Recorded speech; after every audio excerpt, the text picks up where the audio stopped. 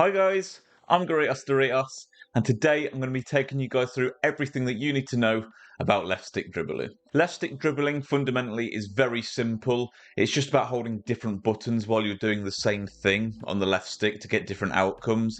It can be broken down into four parts. You've got the left stick on its own, you've got the left stick with the L1 button, you've got the left stick with the R1 button, and you've got the left stick combined with both the L1 and R1 button held simultaneously. Starting with the very first one, the most basic of them all, it's just the left stick. This is literally moving the left stick in whatever direction you want to go. This is the absolute basics of movement. It's just about turning into the space in much less pressured situations and about just facing in the right direction to pick out a pass as well. There's not really too much else to say about left stick dribbling. If you're the sort of person that twiddles around a lot in sort of like a circle, you're going to have the most success purely using just the left stick to get around the pitch with someone with the higher agility, balance, dribbling, and a leaner body type and shorter stature. The more they are that way inclined, the faster their animation is going to come off when using the left stick. Number two is using the left stick with the L1 button. This is my personal favourite use of left stick dribbling in this game.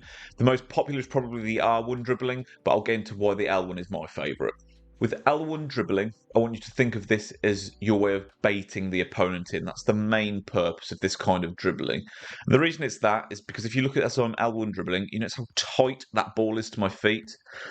This requires the defender to be within such a close proximity of you to actually get the ball, so it means that they have to press.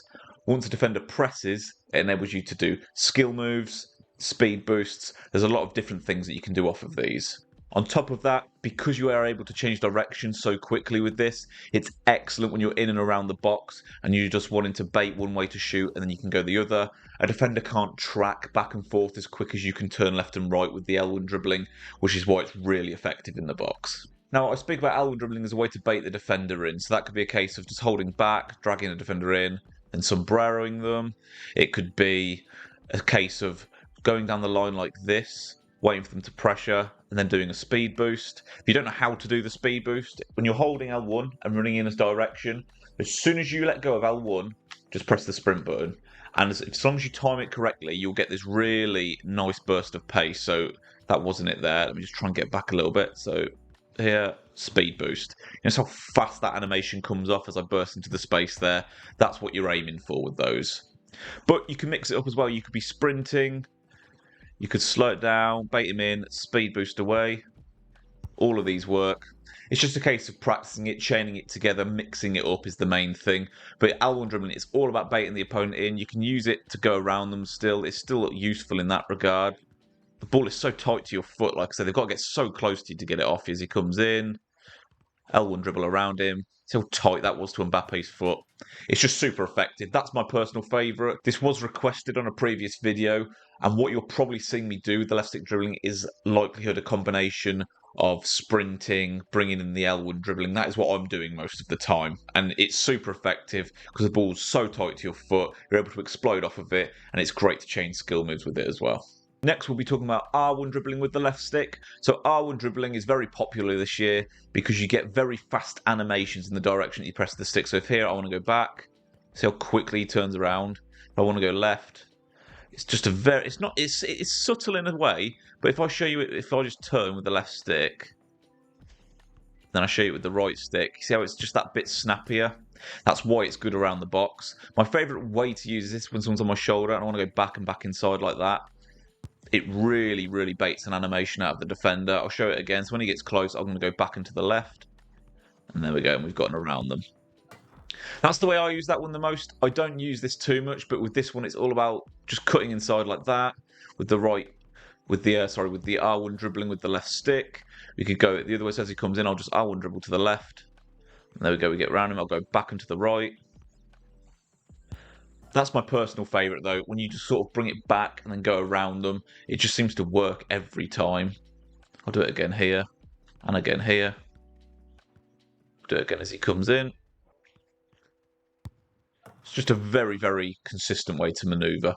Last but not least, you've got your L and R1 left stick dribbling. This is your dragon exit, so it's back to the left, back to the right, backwards and forwards. You can go backwards. You can even exit sort of like diagonally back. You can go completely back. You know, there's lots of different ways you can exit this skill move. And then you've also got the classic little wiggle like that, which is a bit more of a showboating piece, but it definitely winds the opponent up and can be effective sometimes. Your main use of this is going to be when you're in this kind of angle in the box and you drag it back and then towards the goal to work a shooting angle.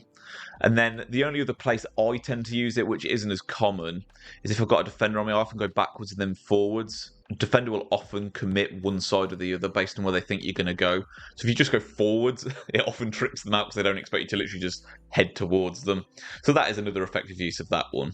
What I would say, guys, more than anything, don't just rely on these variations of left stick dribbling. Really try and mix them in with skill moves to keep the opponent guessing. These should be here to complement the way you manoeuvre around the football pitch and not just be the sole way that you do it, you know. So, for example, you could do like a skill cancel, you could bait them with L1 dribbling, you could flick them, you could do some R1 dribbling to get in the space, you'd go there, come back, L1 dribble to get the angle. It's all about mixing it up and keeping them guessing. Like I'll do a lateral heel to here, L1 dribble, get the speed boost, and then score a goal. If you're not comfortable with this, I'd recommend this skill game that I'm just doing the examples in now. It's on practice scenarios, and it's literally just that first one.